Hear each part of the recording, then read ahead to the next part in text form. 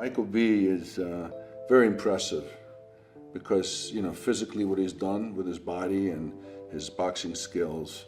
From the outside, everything looked normal. Dolph Lundgren was still working, still looking strong, still showing up the way people expected him to. But behind that image, there was a long, draining fight happening in silence. One he kept far away from the spotlight. It started way earlier than most people ever knew, and at certain points, things got seriously scary. Now, Dolph is finally opening up about it. And what he's sharing isn't just a recap of what he survived. It's a look at how close it all came to going another way entirely. From Swedish Kid to Hollywood nightmare. Most people know him as the icy, unstoppable Ivan Drago. But long before Dolph Lundgren ever stepped into a boxing ring on the big screen, he was a skinny kid from Stockholm named Hans Lundgren. The name Dolph didn't come until much later, borrowed from his mother's side of the family, and adopted right around the time Rocky IV exploded into theaters in 1985. Growing up, Lundgren looked nothing like a future action star.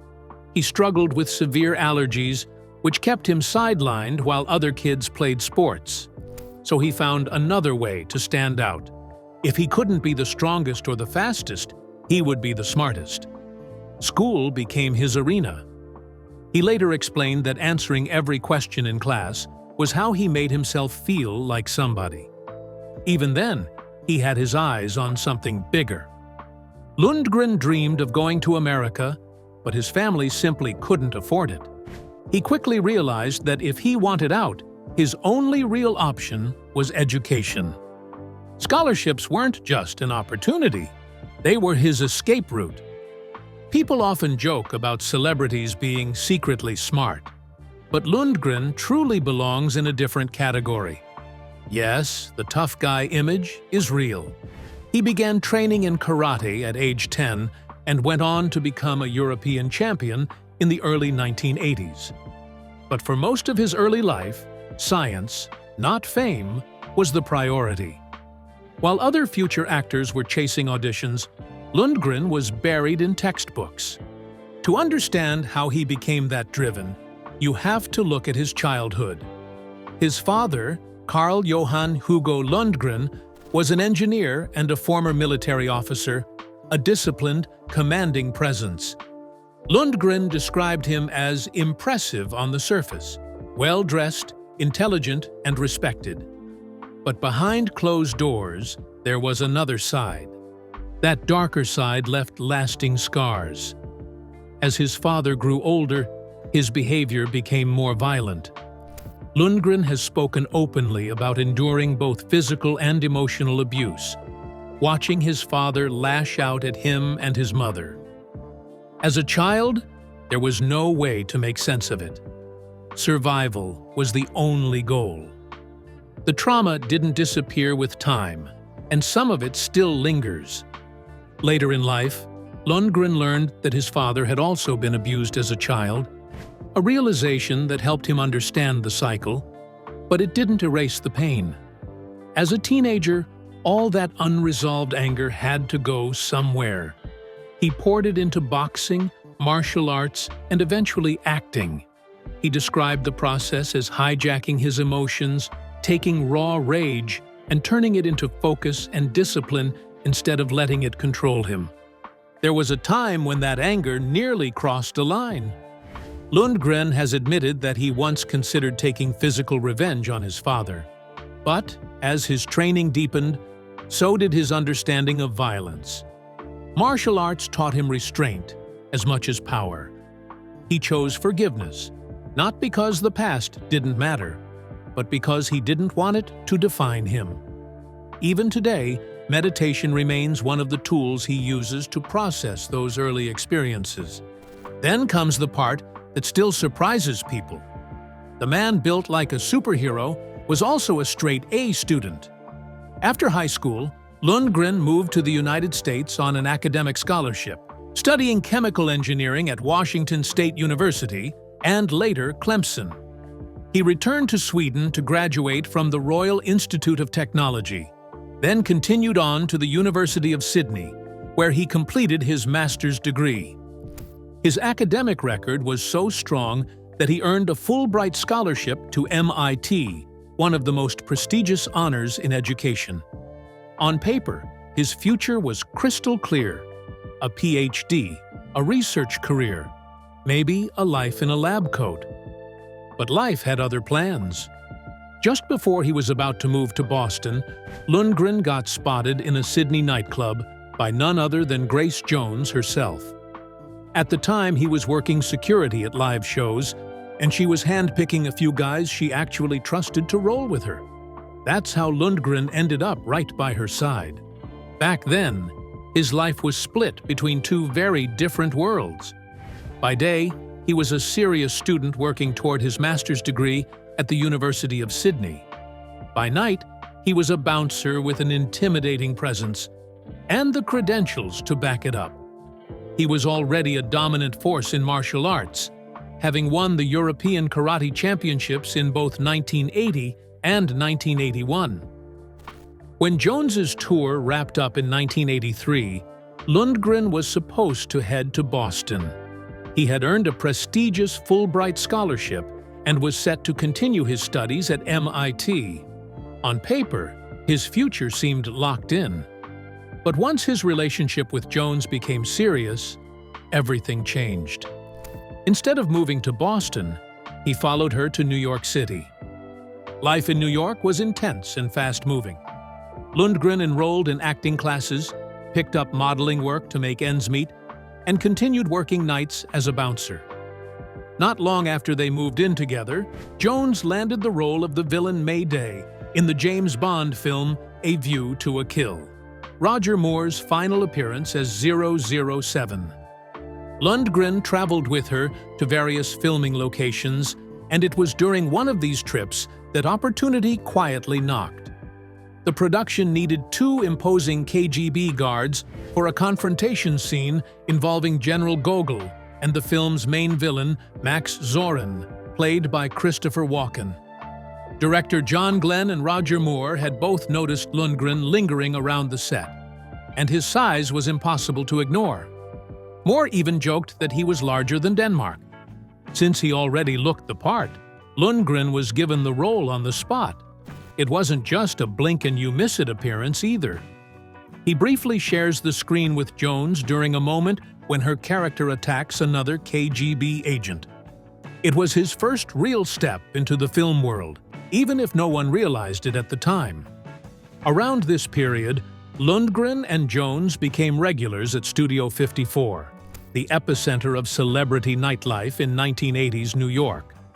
They weren't just observing the scene, they were part of it, socializing alongside figures like David Bowie, Michael Jackson, and Andy Warhol. For Lundgren, it was a complete culture shock. He later described it as an adventure that felt like a total break from his upbringing and the structured academic life he had known in Sweden. Drugs were everywhere in that world, and Lundgren has been open about how normal it all seemed at the time.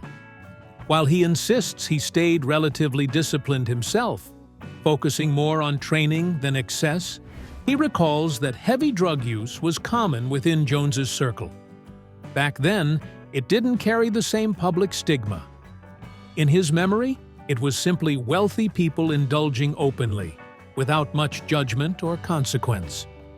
Drug use in clubs, and even restaurants, barely raised an eyebrow. The intensity of the nightlife spilled into their personal relationship as well. Their romance was high energy, chaotic, and far from conventional. Behind the scenes, Lundgren found himself immersed in a world of excess that went far beyond what the public ever saw. He has spoken candidly about how that period included wild sexual experiences, often involving Jones and her supermodel friends, including Janice Dickinson. These encounters, which sometimes involved multiple partners at once, happened before Lundgren was famous. He has described moments where the nights went so far that he had to physically pull himself away just to make it to work the next morning. When pressed years later, he estimated that at most there might have been 4 or 5 women involved at a time. It was a life lived at full throttle. But even as he was caught up in the chaos of fame-adjacent excess, everything was quietly lining up for a moment that would change his life forever. The same year he briefly appeared in a James Bond film, Dolph Lundgren pulled off what most struggling actors only dream about. He landed his first major role in Rocky IV, beating out nearly 5,000 other hopefuls to play the fearsome Ivan Drago. What makes it even more surprising is that the role almost slipped through his fingers. When Lundgren first showed up to the open casting call, a casting agent dismissed him on the spot for being too tall. For many actors, that would have been the end of the road. But Lundgren wasn't willing to walk away. Not when this was the Rocky franchise, a series he genuinely loved. Instead of accepting the rejection, he went into problem-solving mode. He had professional photos taken of himself dressed in boxing gear and leaned on every connection he had to make sure those photos landed directly in Sylvester Stallone's hands. Eventually, while Lundgren was back in Sweden, the phone rang. Stallone wanted to meet him in Los Angeles. That meeting led to months of intense physical training, followed by a final screen test. When it was over, Lundgren officially had the role of Ivan Drago, the towering Soviet fighter who would become one of the most iconic villains in film history. On screen, Drago is ruthless. He kills Apollo Creed in the ring, a moment that shocks audiences and forces Rocky Balboa out of retirement. What follows are some of the most memorable training sequences ever put on film, with Rocky grinding through the frozen wilderness while preparing for revenge. Behind the scenes, though, the dynamic between Stallone and Lundgren was complicated from the start. When Stallone first saw him, his reaction wasn't friendly admiration. It was jealousy mixed with instant distrust. Years later, Stallone explained that he had been searching for a villain who felt truly intimidating. He had auditioned massive athletes from all backgrounds, but none of them worked.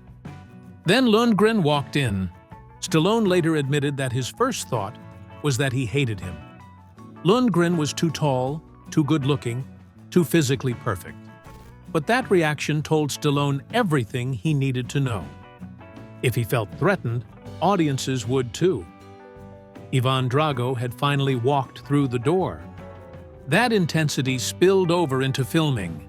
Because Lundgren was a real martial artist and a former world karate champion, Stallone told him to stop pulling his punches during fight scenes and actually make contact. It turned out to be a dangerous call. One blow landed so hard that Stallone's heart rebounded inside his chest, sending him to the hospital. It was a painful reminder that Lundgren's power wasn't just for show. Off camera, the contrast between the two men was just as sharp. This was the height of the sex, drugs, and disco era, before the AIDS crisis changed everything. Lundgren was deep in that world, closely tied to Grace Jones and her legendary nightlife. Parties were constant, and excess was everywhere. That lifestyle clashed with Stallone's mindset as both star and director. He needed discipline, focus, and early mornings on set. Not a co-star stumbling in after a long night out. The tension between them grew, fueled by their wildly different approaches to fame and responsibility. Despite the chaos, Rocky IV became a massive success, earning around £230 million worldwide. Almost overnight, the 28-year-old Lundgren went from unknown actor to global superstar. The transformation happened in real time at the film's Los Angeles premiere in November 1985. That night felt surreal. Lundgren walked into the theater largely ignored, known mainly as Grace Jones's boyfriend. People pushed past him to get a better look at her. But when the movie ended and the audience poured back out, everything had flipped. The same crowd was suddenly trying to photograph him. It was the rare kind of overnight fame that Hollywood legends are built on, but that level of attention came with consequences. Lundgren was suddenly the one receiving invitations and attention, including from women who hadn't noticed him before. Jealousy crept in, pressure mounted, and within 6 months, his relationship with Grace Jones came to an end. Even so, there was no bitterness afterward. In her memoir, Jones spoke warmly about Lundgren, even crediting him with saving her life. When he later heard that, he was genuinely stunned. He hadn't even realized how much he meant to her story. Looking back, Lundgren reflected on how fast everything happened. When they met in Australia, he was just a karate student with academic dreams. 2 years later, he was one of the most recognizable faces in the world. He admitted that he didn't yet have the emotional maturity to protect the relationship while his life was spinning out of control. After they separated, Jones struggled, but Lundgren still tried to help whenever she found herself in trouble. It was a whirlwind rise, fueled by ambition, excess, and timing. And it marked the moment Dolph Lundgren's life changed forever. How success led to solitude. After the explosive success of Rocky IV, doors flew open for Dolph Lundgren. Hollywood clearly saw him as the next big action star, and the offers came fast. His first major post-Rocky move was stepping into the role of He-Man in 1987's Masters of the Universe. While the film struggled to find its footing, it proved one thing: Dolph was now a bankable name. 2 years later, in 1989, he made history by becoming the first actor ever to bring Marvel's The Punisher to the big screen.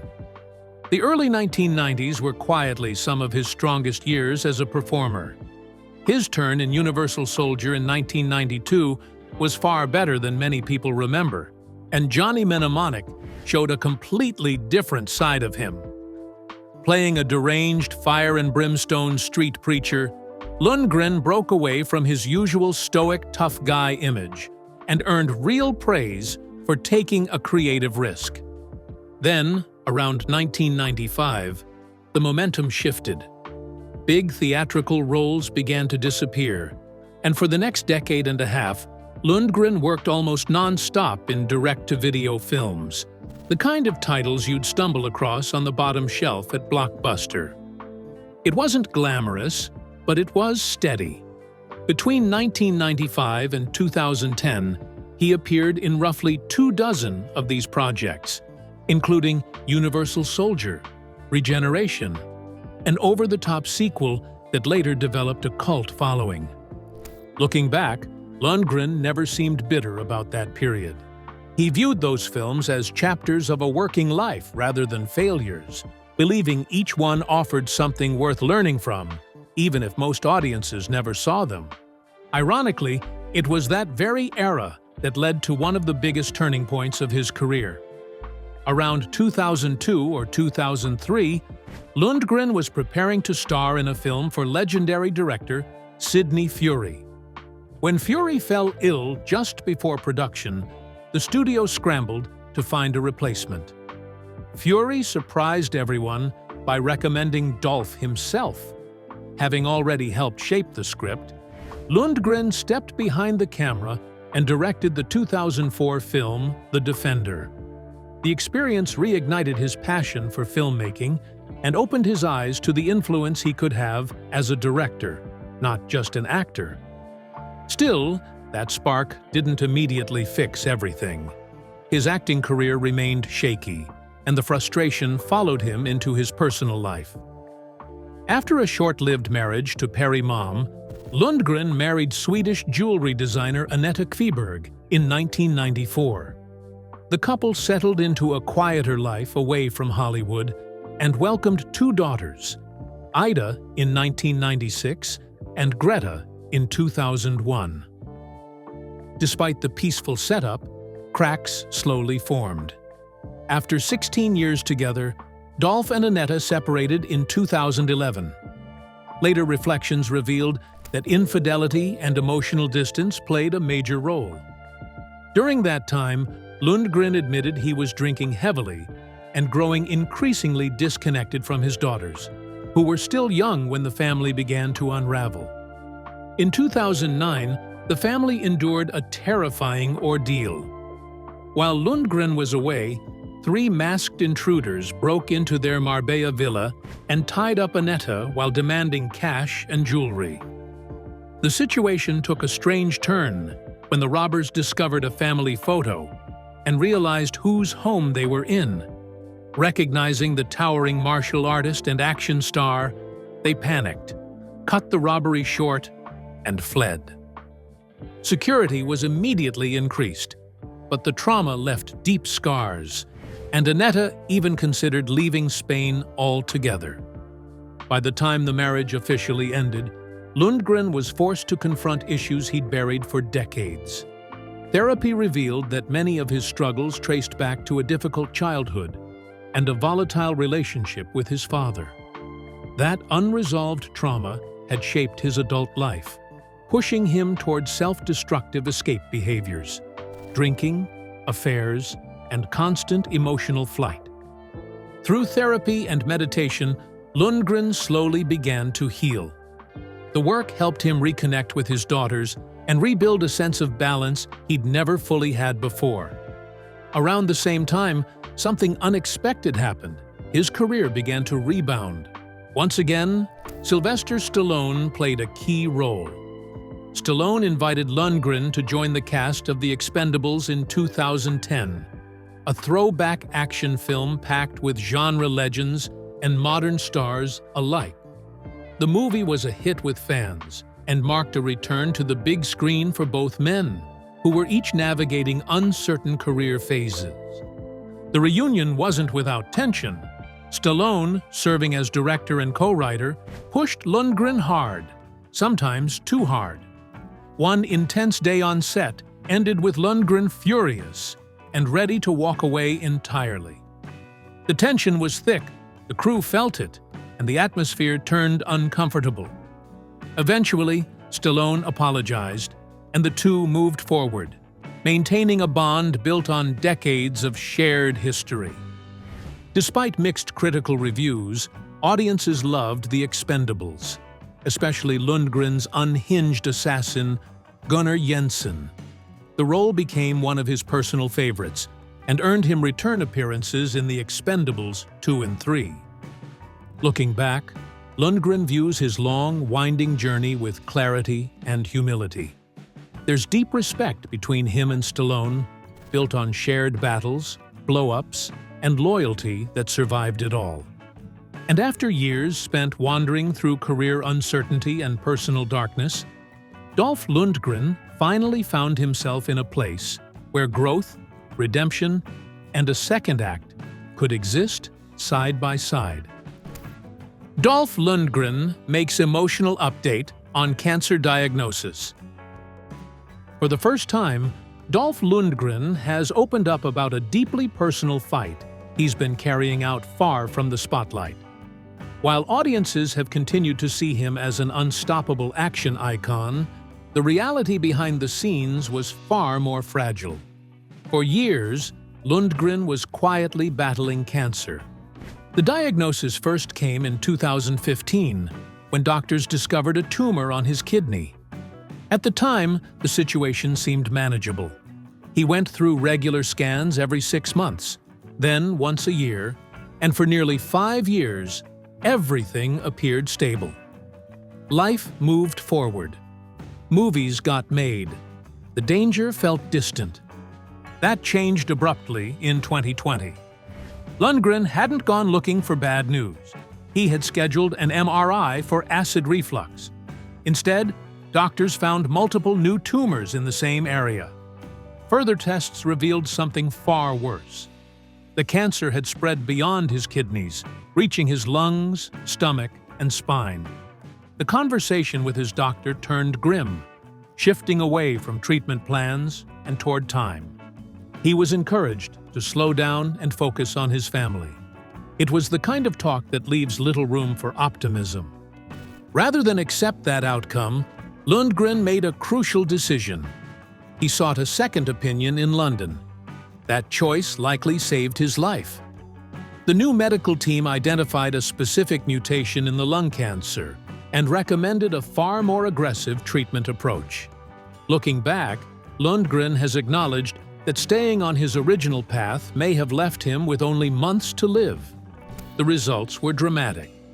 Under the new treatment plan, his tumors shrank by roughly 90%. Suddenly, the outlook changed from survival to possibility. The goal became clear: remove what remained and keep the cancer suppressed with medication. What makes the story even more remarkable is that Lundgren never stepped away from his work. While undergoing treatment, he continued filming, completing back-to-back productions on The Expendables 4 and the Aquaman sequel in 2021. He credited his medical team in London for helping him stay strong enough to keep going, even as his body was under constant strain. In 2024, Lundgren shared a major update with fans. He revealed he was heading in for what he described as his final treatment, meant to eliminate the last inactive tumor. Shortly afterward, he confirmed the news everyone hoped to hear. He was cancer-free. Gratitude poured out in his message, aimed squarely at the fans who had supported him throughout the long, silent fight. He also offered rare insight into the medical process, explaining that he was undergoing a lung ablation procedure. More than anything, the journey had forced him to slow down and live more deliberately, appreciating each moment rather than racing through life. Later updates carried the same defiant spirit that defined his screen persona. He thanked supporters once again and made it clear that the battle hadn't broken him. If anything, it had strengthened his resolve. During a later appearance at Fan Expo San Francisco, Lundgren reflected on the experience in more depth. He described the cancer battle as the toughest fight of his life, harder than anything he'd faced in the ring, the dojo, or on a movie set. This wasn't a choreographed fight with a clear ending.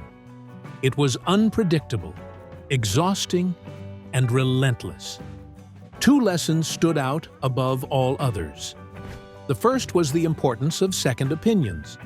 Cancer treatment, he noted, is still an evolving science, and misdiagnosis or improper treatment is more common than many realize. The second was persistence. Staying active, eating well, keeping a positive mindset, and refusing to quit required constant effort. It sounded simple, but it wasn't. Lundgren's openness has resonated deeply because cancer touches nearly everyone in some way. Seeing a figure long associated with strength and emotional restraint speak honestly about fear, uncertainty, and survival gives the story added weight. It reminds people that toughness isn't about never struggling. It's about continuing despite it. Now cancer-free, Dolph Lundgren stands as both a survivor and a symbol of resilience. Fans continue to root for his recovery to hold and for his journey to inspire others facing battles of their own. After everything he's endured, his return isn't just a comeback. It's a reminder that even the strongest heroes fight their hardest battles off-screen. The unexpected love that surprised everyone. From the very beginning, it was clear there was a strong spark between Dolph Lundgren and Emma Krokdahl. The two started dating in 2019, and their connection moved fast. By the following year, they were already engaged. Lundgren shared the news publicly with a photo taken in Sweden, showing Emma proudly wearing her engagement ring, signaling a major new chapter in his life. Not long after their engagement, Lundgren was faced with one of the toughest challenges he'd ever known: his cancer diagnosis. Throughout that long and exhausting fight, Emma remained right by his side. She openly supported him at public events and on social media, often describing him as a real-life hero, both for his strength on screen and his resilience off it. Before meeting Emma, Lundgren had already lived a full family life. He was previously married to Annette Kviberg, with whom he shares 2 daughters, Ida and Greta. After that marriage ended, he spent several years in a serious relationship with Jenny Sanderson. When that relationship came to a close, Lundgren wasn't actively looking to start something new. Then he met Emma, and, by his own account, the relationship unfolded naturally, without force or expectation. Their first meeting happened at a gym, where Emma was working as a personal trainer. At the time, she had no idea who Lundgren was. She wasn't familiar with boxing films or action movies, and his long film career meant nothing to her in those early moments. That lack of star-struck energy helped lay the groundwork for a genuine connection. Of course, their relationship quickly drew attention for one unavoidable reason: the age gap. Lundgren is 4 decades older than Emma, but he has consistently pushed back against the idea that age alone defines compatibility. In his view, maturity is shaped by experience, not by birth year. Emma, who is originally from Norway, had already gone through a marriage and a difficult divorce by the time they met. Those life lessons, he believes, brought them much closer emotionally than outsiders might assume. Fitness is another major pillar of their relationship. It's how they met, and it remains something they actively share.